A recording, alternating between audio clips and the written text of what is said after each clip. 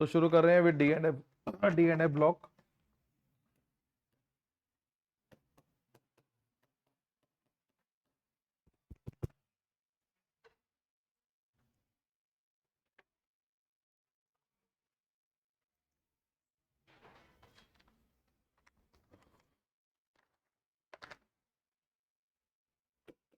पहला क्वेश्चन आ रहा है, right the electronic configuration of. मैं बार बार सिखाता हूँ, ये जो गडरनियम है ये बहुत ही इंपॉर्टेंट केस है, क्योंकि ये ऑफ बाउ की एक्सेप्शन है। ये तुम्हें डायरेक्ट याद होना चाहिए। और दूसरा है एमएन। एलिमेंट का कॉन्फ़िगरेशन पहले लिखते हैं, शेल वाइज लगाते हैं, फिर आयन का लिखते हैं इलेक्ट्रॉन लॉस करके। लिखो जी, ये आंसर है।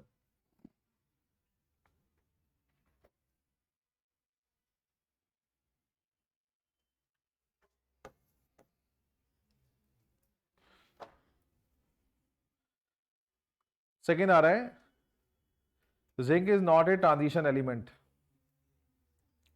लिखो because both in ground state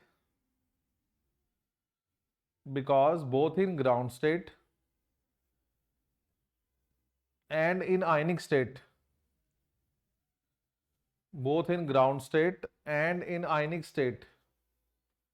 d subshell is complete. और हमने एक ही बात रखी थी कि डी सबशेल पूरा नहीं भरा होना चाहिए। देखो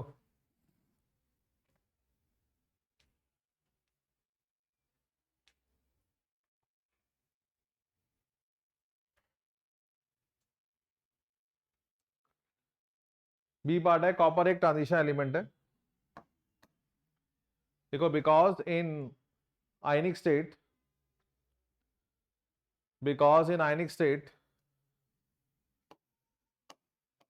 D subshell is incomplete. Because in ionic state D subshell is incomplete.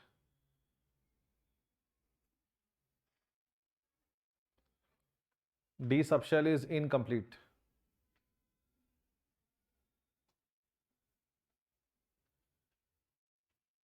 Third आ रहा है, classify the following as paramagnetic, diamagnetic and fine magnetic movement.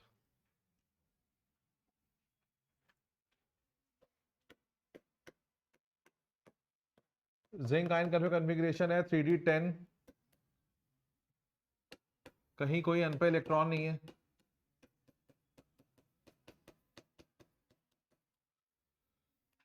Diamagnetic है,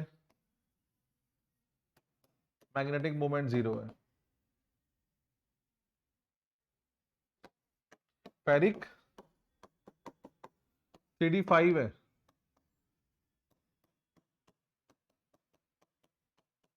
5 n पे इलेक्ट्रॉन है, पैरामैग्नेटिक है।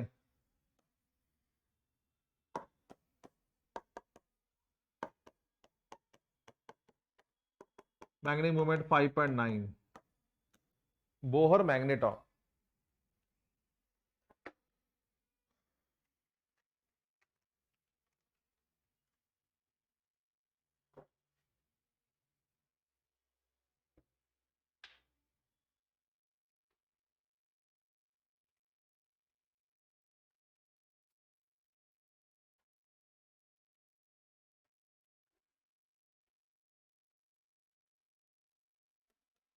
फोर्थ है, classify as coloured and colourless ions. Scandium 3+, 3s2 3p6, कहीं कोई अनपा इलेक्ट्रॉन नहीं है।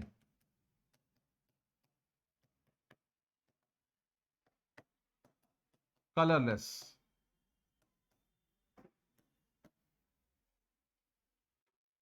कोबाल्ट 2+,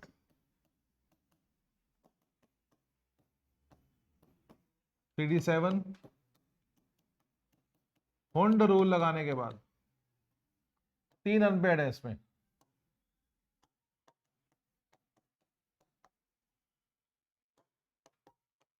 कलर्ड है।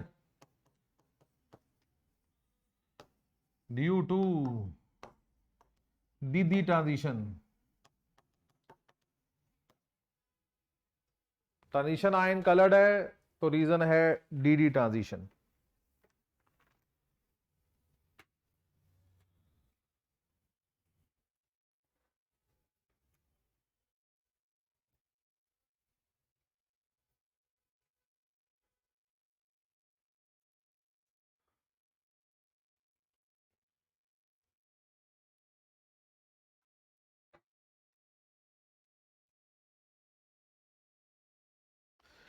फिफ्थ है compare iron and steel with respect to, iron box में लो, लिखो मेटल,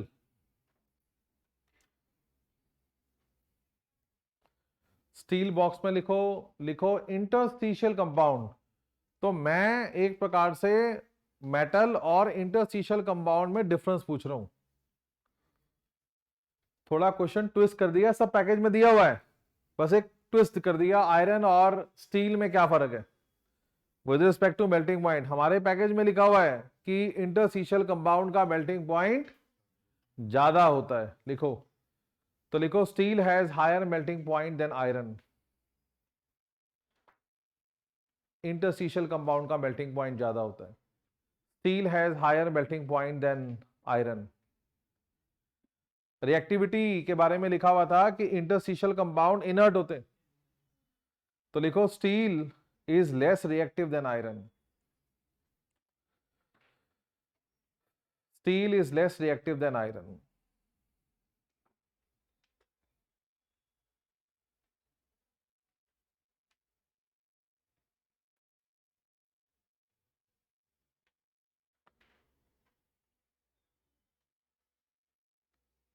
ए पार्ट आ रहा है सिक्स क्वेश्चन का, why transition element form so many alloys, लिखो due to similar atomic size, due to similar atomic size. Atomic size सबसे बड़ी प्रॉपर्टी है जो एलॉय फॉर्मेशन के लिए जरूरी है। दो मेटल तभी एलॉय बना सकते हैं जब उनके साइज में नॉट मोर देन 15% का फर्क हो, तो 15% का फर्क अलाउड है, उससे ज्यादा का नहीं है, तो similarity in atomic size is the biggest reason. Arrange in the order of density, यही ऑर्डर है डेंसिटी का, इसमें एक्सेप्शन जिंक है। अगर आप मेरी घर जाके नोट्स पढ़ोगे या एनसीईआरटी की टेबल देखोगे तो जिंक एक्सेप्शन है। नॉर्मली क्या होता है, पीरियड में आगे बढ़ने पे डेंसिटी बढ़ती है, डेंसिटी मास और वॉल्यूम दोनों पे डिपेंड करती है, मास बड़ा फैक्टर होता है, जिंक की डेंसिटी कम है, हालांकि वो लास्ट मेंबर है, मास भी ज्यादा है उसका, क्योंकि जिंक का साइज थोड़ा ज्यादा होता है। अगर आपको साइज वाला टेबल अगर आप जाके देखो तो जिंक का साइज कॉपर से ज्यादा है, जिस कारण से डेंसिटी थोड़ी सी कम हो जाती है जिंक की, कोबाल्ट से भी कम है। सेवंथ आ रहा है why transition element form complexes, तो मैंने कहा था कॉम्प्लेक्स बनाने के लिए क्या गुण होने चाहिए, लिखो जी, due to high charge, metal Lewis acid होते हैं, due to high charge, small size, due to high charge, small size and empty D orbital, and empty D orbital. Metal भिखारी का काम करते हैं, ये खाली ऑर्बिटल लेकर आते हैं, लीगेंड लोन पेयर लेकर आता है, तो मेटल का स्मॉल साइज होना चाहिए, हाई चार्ज होना चाहिए और उसके पास खाली ऑर्बिटल होने चाहिए, ताकि जब लीगेंड लोन पेयर लेकर आए तो रखोगे कहां। Eighth, why rhodium and iridium have same size, rhodium box में लो, लिखो 4D, इरिडियम बॉक्स में लो, लिखो 5D।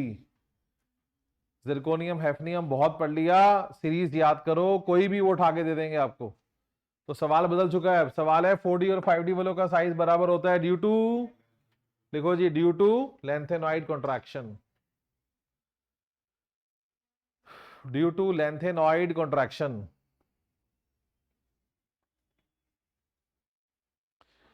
नाइन्थ आ रहा है एंथैल्पी ऑफ एटमाइजेशन मैग्नीज की कम होती है, लिखो due to non participation,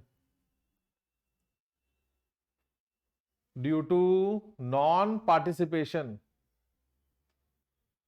of 3d electrons due to non-participation of 3d electrons in metallic bond formation. Due to non-participation of 3d electrons in metallic bond formation, it has 3d5 half-filled electronic configuration. It has 3d5 half-filled stable electronic configuration. Half-filled 3d5 stable electronic configuration, इसीलिए manganese के electron metallic bond बनाने में सहायक नहीं होते। Zinc की atomisation कम है, देखो due to absence of unpaired electron, due to absence of unpaired electron metallic bond remain weak. Due to absence of unpaired electron, metallic bond remain weak.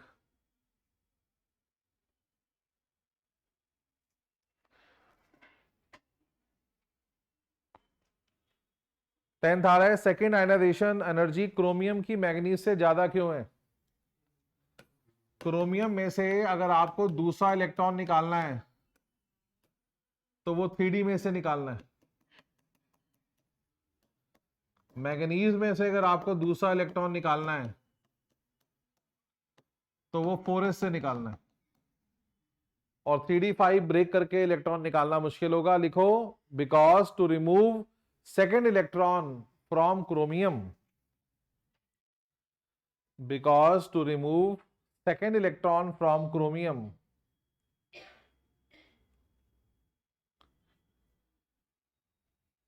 Three D five stable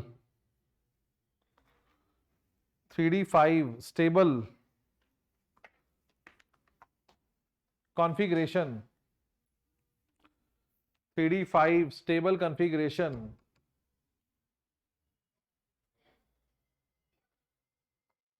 need to be broken,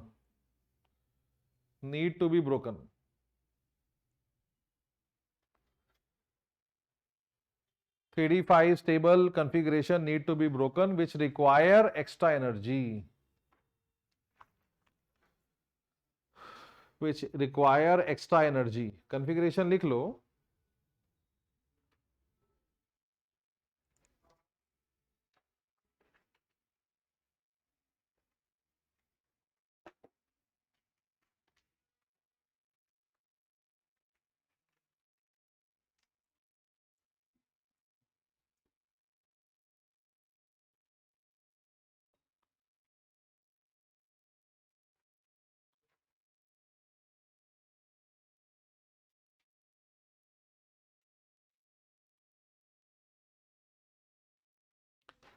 eleventh आ रहा है, manganese में से तीसरा electron निकालना iron से मुश्किल है, तो मैग्नीज का तीसरा इलेक्ट्रॉन 3d5 तोड़ के निकालना पड़ना। लिखो third electron of manganese is removed from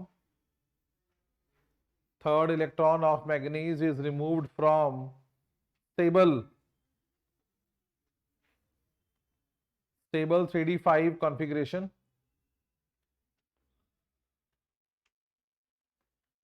third electron of manganese is removed from stable 3d5 configuration,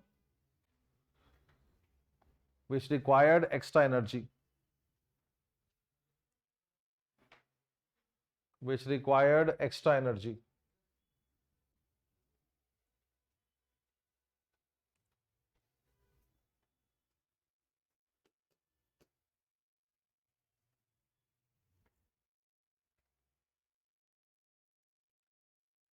twelfth है, why MnO is basic but Mn2O7 is acidic?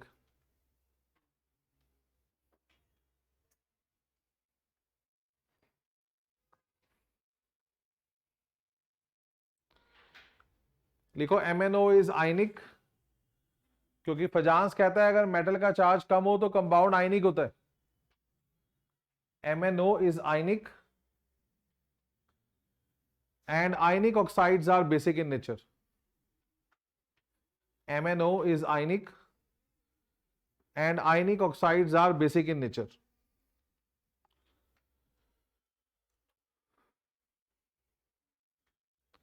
लिखो Mn2O7 is covalent. पजांस कहता है metal का हाई पॉजिटिव चार्ज होगा तो compound covalent होगा. Mn2O7 is covalent and covalent oxides are acidic.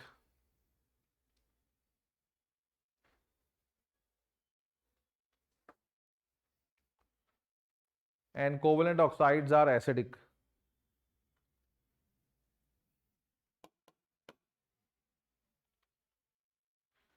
Thirteenth, why transition element shows variable oxidation state?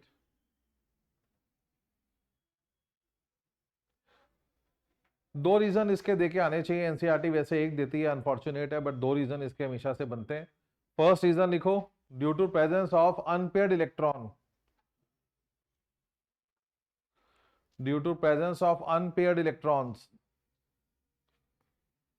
In D subshell.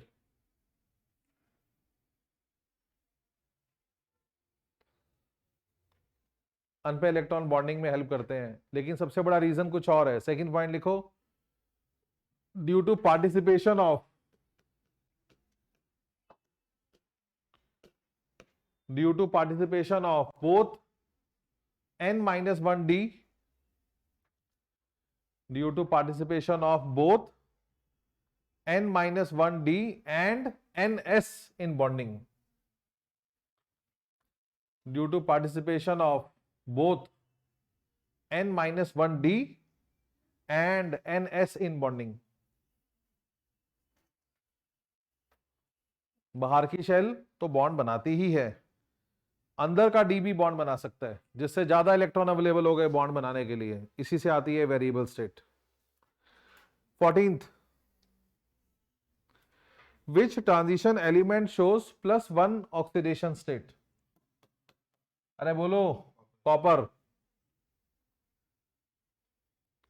Do not show variable oxidation state. Scandium. Zinc नहीं बोलना क्योंकि zinc is not a transition element. Scandium एक ही state दिखाता है, +3. Highest state कौन दिखाता है? नहीं, उसने कोई सीरीज का नाम नहीं लिया. ऑस्मियम हाईएस्ट स्टेट दिखाता है, ऑस्मियम +8. उसने ये नहीं कहा कि 3D सीरीज का बारे में बात कर रहे हैं. Highest number of state manganese. Highest number of states manganese. State लिखो, +2, +3, +4, +5, +6, +7. 2 से 7 सारी. 15th के एग्जाम में आने के बड़े भारी चांसेस हैं, किसी ना किसी फॉर्म में, ऑब्जेक्टिव में, सेशन रीजनिंग में, इससे एक्सपेक्टेशन है. क्रोमियम 6 ऑक्सीडाइजिंग एजेंट है, मॉलिब्डेनम 6 क्यों नहीं है? लिखो क्रोमियम 6. क्रोमियम इज, ऐसे लिखो, chromium is 3D series element.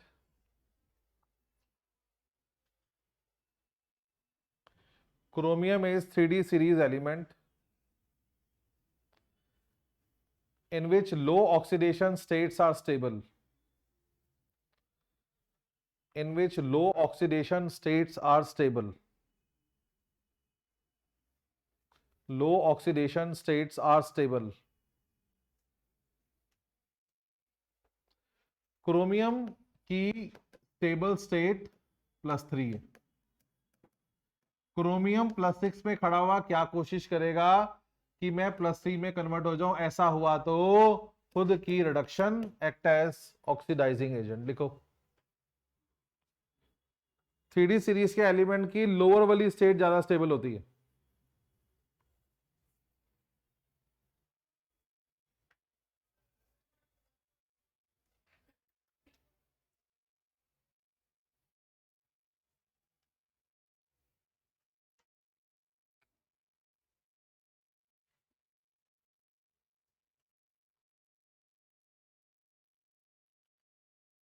देखो molybdenum belongs to 4D series. molybdenum belongs to 4D series.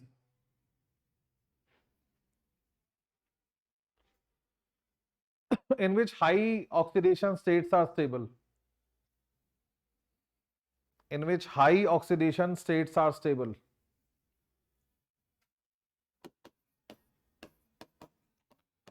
Molybdenum की +6 स्टेट ज्यादा स्टेबल है,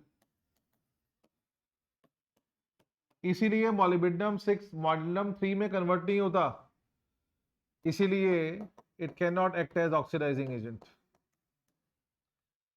अगर ऑक्सीडाइजिंग एजेंट बनना है तो अपनी ऑक्सीडेशन स्टेट घटा के नीचे लाना होगा। 4D 5D सीरीज के मेंबर हाई ऑक्सीडेशन स्टेट में खुश है, 3D सीरीज के मेंबर लो ऑक्सीडेशन स्टेट में खुश है, इसलिए मॉलिब्डेनम 6 ऑक्सीडाइजिंग एजेंट का काम नहीं कर पाएगा क्योंकि वो खुद रिड्यूस नहीं हो पाएगा।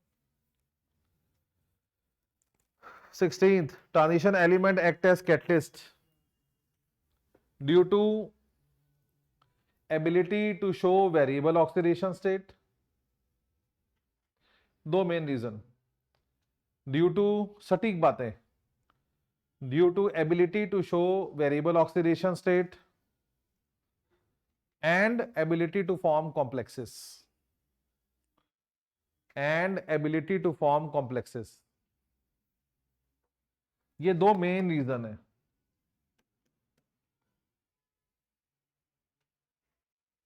ability to form complexes. Compare 3D and 5D series with respect to electronic configuration.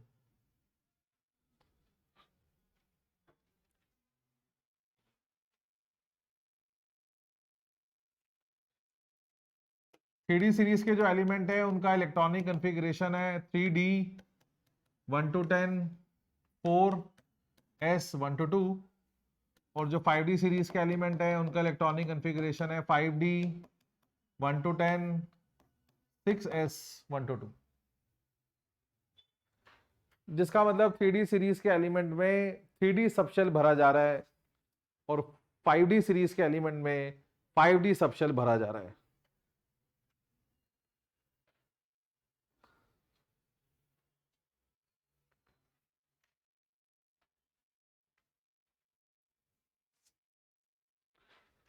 Enthalpy of atomisation देखो, 5D series element shows higher EOA, 5D series element shows higher enthalpy of atomisation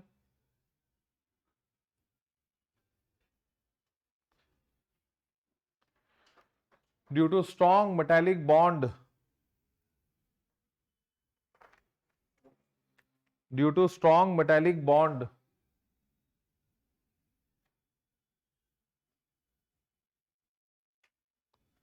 and metal overlap। NCERT में लिखा हुआ है, ये आपस में covalent bond भी बना लेते हैं। मेटल ओवरलैप, दो मेटल आपस में ओवरलैपिंग कर लेते हैं।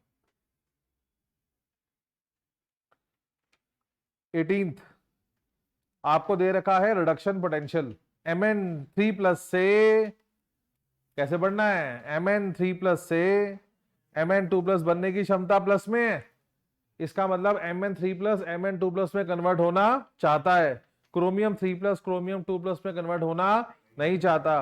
Which is more stable, chromium 3+ या Mn3+? आंसर है क्रोमियम 3+, क्योंकि वो चेंज होना नहीं चाहता। क्रोमियम 3+, हाँ नहीं, कुछ भी नहीं देखना आपको इसमें, आपको डायरेक्टली रीड करना है प्लस और माइनस का मतलब। स्पॉन्टेनियस नॉन स्पॉन्टेनियस भी घूम के उसी आंसर की तरफ आता है। क्रोमियम 3+ से क्रोमियम 2+ बनने की क्षमता नेगेटिव है, मतलब ये रिएक्शन नॉन स्पॉन्टेनियस क्यों है, नॉन स्पॉन्टेनियस क्योंकि वो स्टेबल है। बात वहीं आ जाएगी। 19th आ रहा है, कॉपर का रिडक्शन पोटेंशियल पॉजिटिव क्यों है? ये एग्जाम में आने के भारी चांसेस रहते हैं। सारे क्वेश्चन वही रखे गए हैं जो बहुत इंपॉर्टेंट है, इसलिए ये क्वेश्चन तो खासकर इंपॉर्टेंट है। याद करो, सभी मेटल का आरपी नेगेटिव होता है, कॉपर का आरपी पॉजिटिव है। क्या कारण है इसका? लिखो, जो इसकी जो बिल्कुल निचोड़ है इसका एक लाइन का, क्योंकि इस पैकेज का मकसद है अब बिल्कुल बारीक बारीक लाइनें लिखवाई जाएं, क्योंकि थ्योरेटिकल टॉपिक होते हैं ये, कि आप एग्जाम से पहले नहीं पढ़ जाओ। लिखो low hydration enthalpy, low hydration enthalpy fail to compensate, low hydration enthalpy fail to compensate, fail to compensate high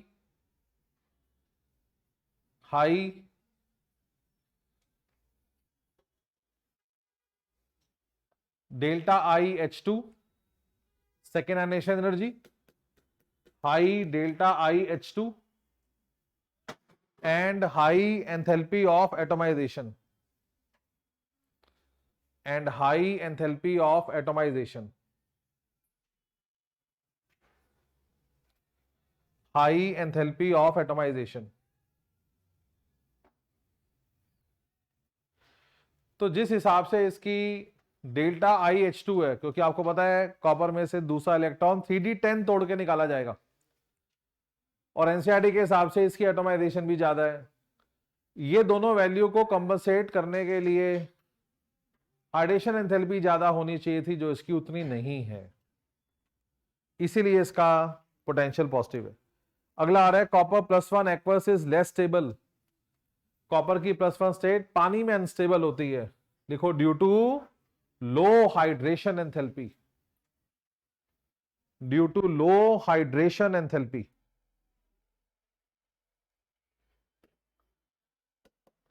copper +1 जब पानी में जाता है तो डिस्प्रपोर्शनेशन दिखाता है, वो कॉपर या कॉपर 2+ में कन्वर्ट होने का प्रयास करता है, जो दिखाता है कि वो खुश नहीं है अपनी +1 स्टेट से।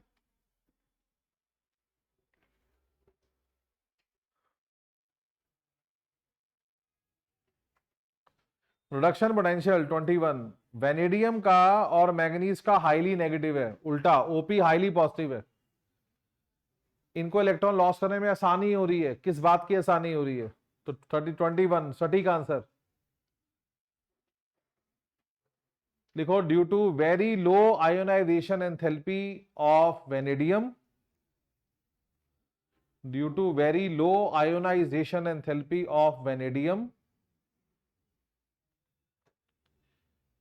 and very low enthalpy of atomization of manganese, very low ionization enthalpy of vanadium and very low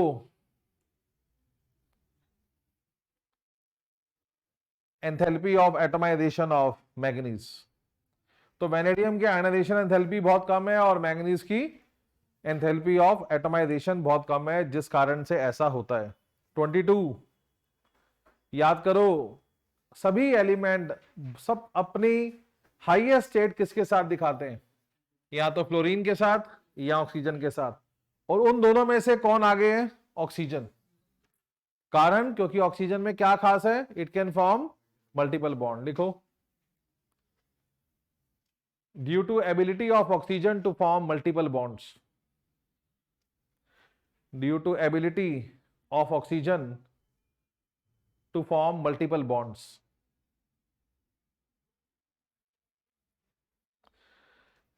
oxygen जुड़ती कम है, चार्ज ज्यादा पैदा करती है। 23 क्रोमियम +2 रिड्यूसिंग एजेंट है, Mn+3 ऑक्सीडाइजिंग एजेंट है, क्यों?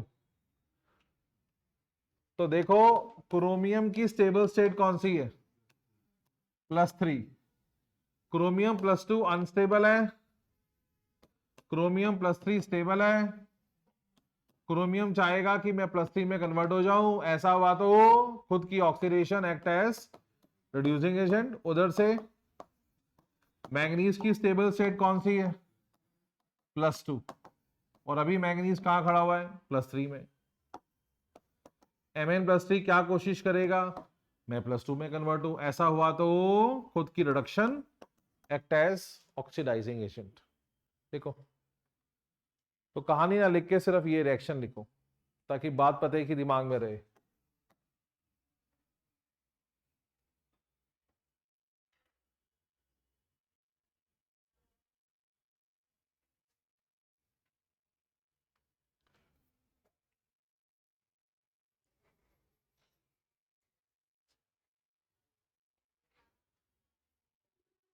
लास्ट क्वेश्चन है आज के लिए, D1 configuration in ions is highly unstable. Reason लिखो। After losing D1 electron, after losing D1 electron,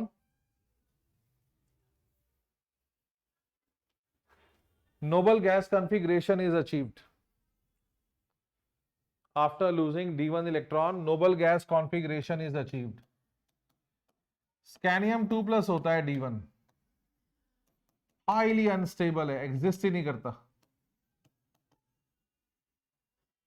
कोई भी आयन अगर +1 स्टेट में 3D1 लेके बैठा हुआ है तो वो हमेशा कोशिश करेगा कि मैं जैसे तैसे उस इलेक्ट्रॉन को लॉस करूं ताकि नोबल गैस कॉन्फ़िगरेशन मिल सके और स्टेबिलिटी आ सके।